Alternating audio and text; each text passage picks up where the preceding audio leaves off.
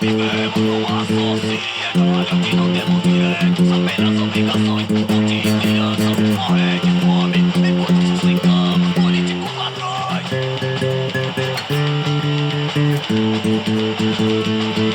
Somos vítimas da podridão, porque vivemos na merda do sistema. Queremos apenas liberdade, o Estado é o nosso maior problema.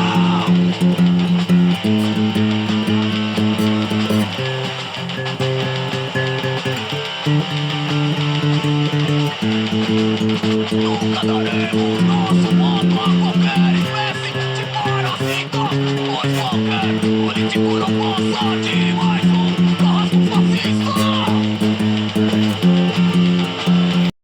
Likey